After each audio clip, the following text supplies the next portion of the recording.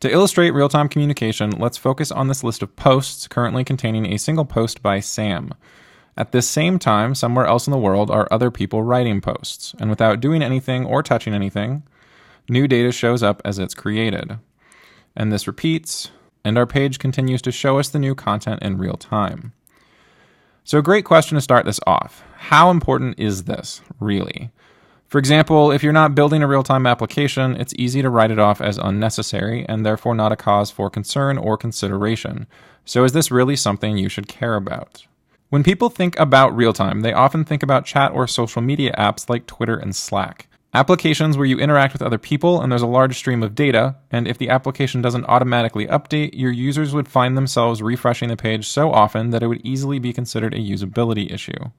On the opposite end, we have more static applications, apps where even if the data was real-time, changes either happen so infrequently or where the visibility of the data is limited to a single individual that even if the application was real-time, you wouldn't really see a benefit. The pain of not having real-time support is pretty minimal. But the thing is, real-time is really less of a yes-no answer and more of a spectrum. So it's not so much a question of is my app a real-time app, so much as which experiences in my app could benefit from being real-time. And one common type of application that lives in the middle, and something that can frequently benefit from real-time support, are applications that grow to the point of adding support for teams. For example, you will see this with a lot of startups. They build an application that starts off as a single user app, and small businesses pick it up because it helps them solve their problem. But then, as that business grows and they have more employees, it's no longer acceptable for them to share a single username and password, which often belongs to the administrative account, with the other employees. And so they begin to request support from multiple users.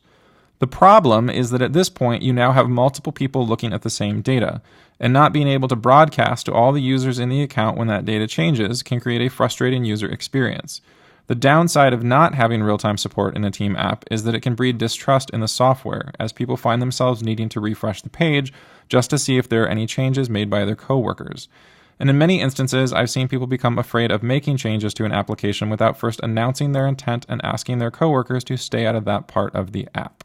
So the takeaway from this is that while your application may not be a multi-user experience today, it's not uncommon for startups to grow to the point where real-time can really enhance the user experience. And that's why it's included in this list of features that Lore is architecting for.